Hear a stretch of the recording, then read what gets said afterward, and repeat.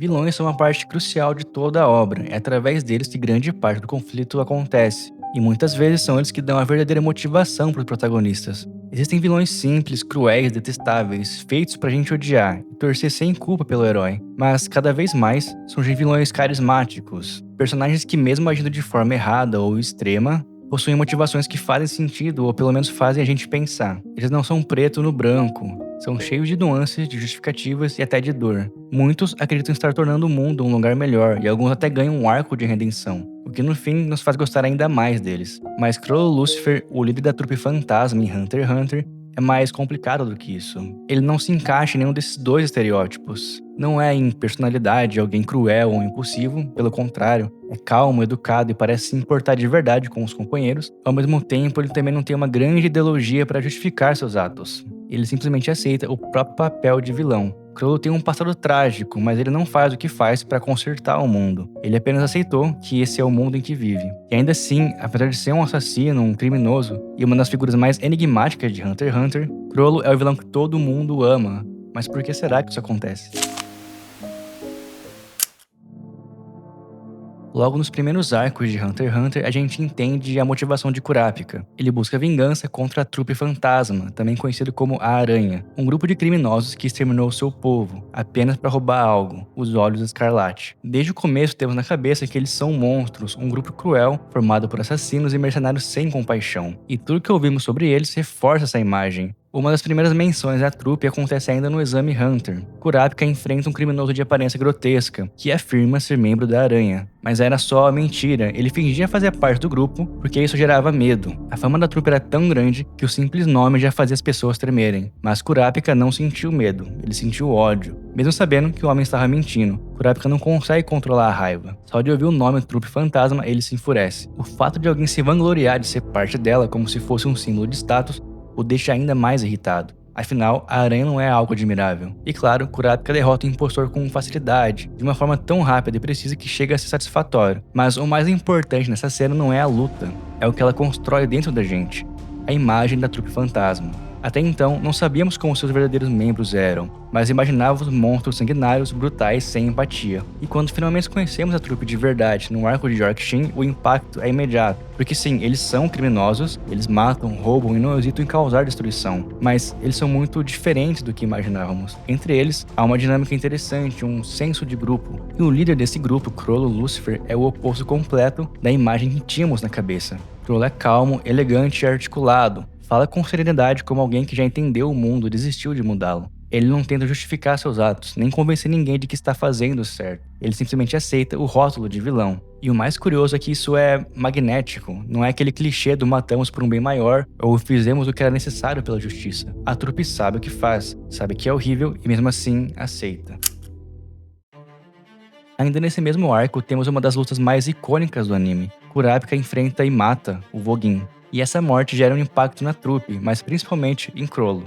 Para homenagear o companheiro, Crollo e a trupe fazem um requiem, uma espécie de massacre orquestrado na cidade, onde tem muito caos e sangue. Mas apesar de ser algo horrível, tem uma certa beleza nessa cena, quase que poético. E é interessante notar que, apesar deles sempre darem o discurso de que todos os membros da Aranha são substituíveis, Crollo chora com a morte do companheiro e faz toda essa homenagem. Mais pra frente a gente vai entender melhor o porquê disso. Mas aqui, o que fica é a imagem de um vilão que sente a dor da perda, e ainda assim escolhe expressar essa dor através da destruição. O caos se espalha tanto que a família Zoldyck é contratada para intervir. Silva e Zeno, dois dos assassinos mais letais do mundo, partem para eliminar Crollo, e mesmo juntos não conseguem lidar com ele com facilidade. É nessa luta que a gente tem o primeiro vislumbre real do poder do líder da Aranha. Crollo não é só estratégico, ele é um gênio do NEM, capaz de roubar e usar as habilidades de outros usuários, como se fossem suas. E calma, a gente vai falar mais dessa habilidade mais pra frente também. A batalha não chega a ter um vencedor,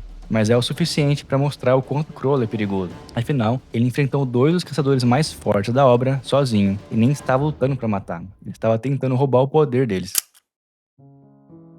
Apesar de tudo que vimos até esse ponto, a motivação de Crollo continua sendo um mistério. Nós não sabemos por que ele faz o que faz, nem o que a trupe fantasma realmente busca. O que fica claro é apenas o poder. Eles são fortes, perigosos e agem com uma confiança absoluta. Mas por quê? A única pista que temos é a origem deles. a Cidade Meteoro, um lugar abandonado pelo mundo, onde oficialmente não existe ninguém, nenhum registro, nenhum documento, nenhum cidadão, mas na prática, milhões de pessoas vivem lá. É o destino de tudo que o mundo joga fora: lixo, entulho e pessoas. Tudo que a sociedade considera descartável vai parar na Cidade Meteoro, um lugar sem leis, sem governo, onde o crime acontece livremente. Porque tecnicamente ninguém que vive lá existe de verdade. O lema do lugar é simples, mas poderoso: aceitaremos tudo que você deixar, mas nunca tire nada de nós. Essa frase define o que a trupe se tornou. Eles nasceram em um mundo que não os reconhecia, então decidiram forçar o mundo a lembrar, mesmo que fosse através do medo. Tem um momento interessante. Durante uma conversa, Gon faz uma pergunta aparentemente simples para Crollo: por que você consegue matar pessoas que nem conhece? E Crollo não sabe responder. Ele hesita, fica em silêncio por um momento, como se a pergunta tivesse atingido um ponto que ele nunca pensou. E então diz: calma, talvez essa seja a chave para me entender. É uma das falas mais importantes do personagem, porque mostra que por trás daquela calma, nem ele sabe exatamente quem é. Mais tarde, quando Crollo é capturado por Kurapika, essa filosofia fica ainda mais clara. Kurapika o observa com puro ódio. Para ele, Crollo é um monstro responsável pelo massacre do seu povo. Mas o curioso é que mesmo em uma situação desesperadora, preso sem poderes, com a vida nas mãos de Kurapika, Crollo permanece tranquilo, porque entende que mesmo sendo líder, ele não é essencial. O importante é que a aranha continue viva, e se a cabeça cair, o corpo seguirá se movendo. Esse pensamento é o que mantém Crollo sereno, mas também o que o torna trágico. É como se ele tivesse desistido da própria individualidade. Mesmo assim, vemos brechas de humanidade dentro da trupe. Quando Pakunoda desobedece ordens diretas do Crollo para tentar salvá-lo, sabendo que isso custaria a própria vida, fica claro: eles não são apenas criminosos frios, eles amam uns aos outros à sua maneira. Esse gesto muda a forma como vemos o grupo inteiro. Deixa claro que, apesar de violência, a trupe é muito mais humana do que parece. Antes de Pakunoda morrer, nós temos um pequeno flashback de suas memórias, mostrando apenas uma imagem da origem da trupe, quando eles eram bem mais jovens. Não temos mais nenhuma informação naquele momento, mas é o suficiente para ver que eles compartilhavam uma conexão antiga. Apenas esse breve contato com a trupe foi suficiente para conquistar muita gente. Muitos começaram a gostar dos personagens depois de assistir esse arco, mas muito mais à frente, mais de 200 capítulos depois, nós finalmente tivemos a revelação da origem da aranha. Uns 15 anos antes do começo da história, na cidade Meteoro, um bando de crianças invisíveis para o mundo decidiu virar uma trupe. Tudo começou quando Crollo, Franklin e Shaunark encontram uma fita cassete revirando os montes de lixo da cidade. Ali, qualquer achado podia ser valioso, afinal ninguém tinha nada. Era uma simples fita, podia conter um desenho, um programa, ou algo capaz de trazer um pouco de alegria para aquelas vidas esquecidas. No meio da disputa para ver quem ficaria com a fita, Crollo consegue despistar o Vogue, Maki e Finks, e junto de Pakunoda assiste a fita. Era o programa dos Power Cleaners, um show de super-heróis, mas em uma língua estrangeira impossível de entender. Mesmo assim, eles ficam encantados, e é aí que Crollo tem uma ideia: dublar o programa no idioma deles, para que as outras crianças também pudessem assistir. A ideia dá certo. A primeira sessão é um sucesso. As crianças se reúnem rindo, assistindo algo que parecia impossível naquele lugar. Mas no meio da apresentação, a fita para de funcionar, e o público fica decepcionado. É nesse instante que Crollo, sem pensar duas vezes, começa a interpretar ao vivo todos os personagens, recriando vozes, gestos e falas de memória. Todos ficam hipnotizados. Aquele garoto tinha um talento, conseguia dar vida a qualquer papel. Depois disso, outras crianças pedem para participar também das dublagens. Até o Vogue, que antes implicava com Crollo, pede para entrar e dublar o vilão principal. Ele se empolga tanto que diz que vai ser o maior vilão de todos. Naquele momento, ele se referia a um papel, mas no futuro essa frase carregaria outro peso. O grupo vai crescendo cada vez mais unido, sempre procurando novas fitas para dublar e continuar o espetáculo. Mas então acontece algo que muda tudo. Sarasa, animada para ajudar, decide sair sozinha em busca de mais fitas, mas ela não volta. O grupo entra em pânico. Crollo tenta assumir a responsabilidade, mas todos decidem procurar juntos. Não porque ele mandou, mas porque já o viam como um líder. Depois de horas de busca, eles encontram um saco pendurado numa árvore. Crollo é o primeiro a abrir, e lá dentro está Sarasa, desmembrada.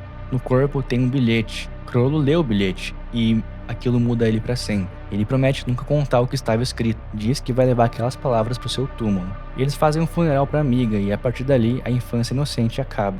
Eles não podem mais fingir que aquele mundo é simplesmente um cenário triste. Agora eles sabem o que o mundo realmente é. Crollo reúne os amigos, ele tem um plano. Em 3 anos, os meios de comunicação iriam evoluir, conectando pessoas do mundo todo. E ele sabe que os assassinos de Sarasa devem ter gravado tudo.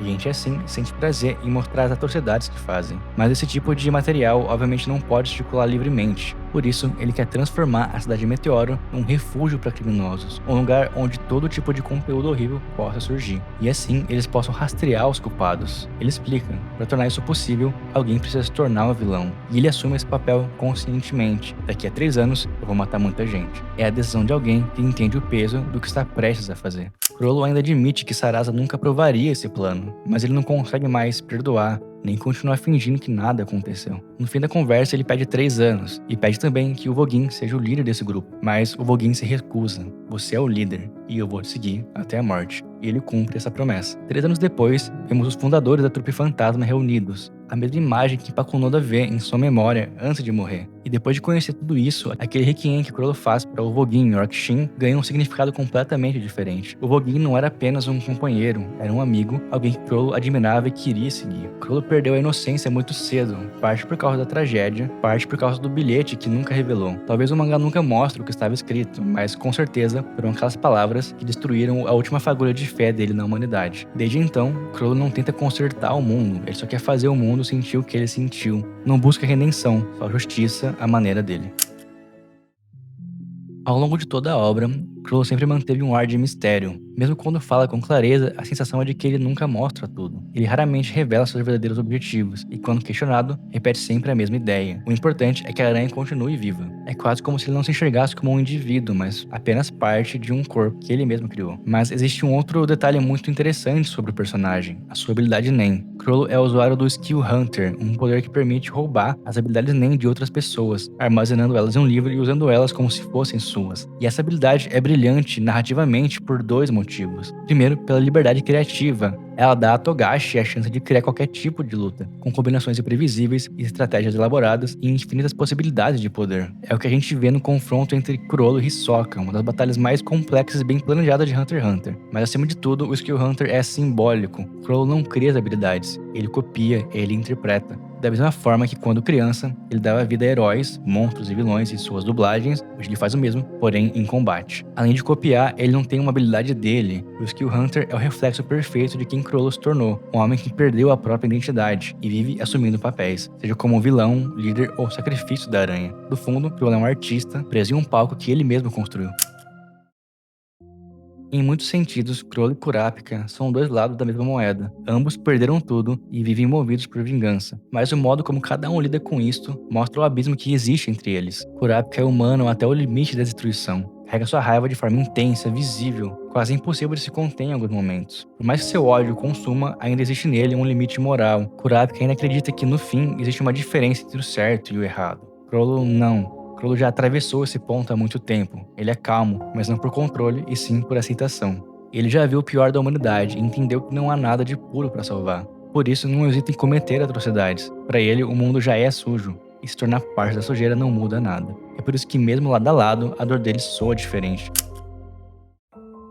Um outro paralelo interessante é com Gon. Assim como Gon, Chrollo também já foi uma criança inocente, curiosa, criativa, alguém que só queria divertir os outros e encontrar sentido no mundo. E é interessante pensar nisso, porque à primeira vista, os dois não têm personalidades muito parecidas. Gon é extrovertido, impulsivo e fala o que pensa. Chrollo sempre foi mais calado, introspectivo e enigmático. Mas quando olhamos para o passado de ambos, percebemos que no fundo, a diferença está em onde cada um cresceu. Gon foi criado na Ilha das Baleias, um lugar simples, mas cheio de pessoas boas, onde recebeu amor, atenção e um mínimo de segurança. Mesmo sem o pai, ele teve um lar, teve alguém que o ensinou a ver o mundo com esperança. Chrollo, por outro lado, nasceu na cidade Meteoro, um lugar onde o mundo joga tudo o que considera inútil. Ali não existia certo e errado, existia sobrevivência. E ainda assim, Chrollo tentou criar algo bonito naquele caos. Mas então veio a tragédia de Sarasa e tudo mudou. É impossível não se perguntar: e se aquilo nunca tivesse acontecido? Será que Chrollo e o grupo teriam continuado fazendo suas apresentações, dublando fitas e criando pequenas alegrias para a cidade Meteoro? No fim, Chrollo e Gon são o mesmo potencial, vivendo em mundos diferentes. Um cresceu cercado por amor e o outro cercado por tragédia. E talvez essa seja uma das mensagens mais duras de Hunter x Hunter. Ninguém nasce vilão.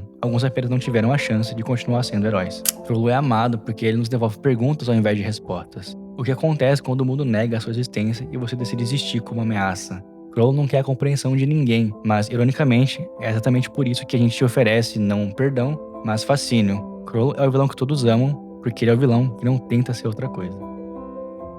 Esse foi o vídeo de hoje. Se você gostou, deixa o seu like, se inscreve no canal e não esquece de comentar aqui embaixo outras ideias para outros vídeos. E é isso. Valeu!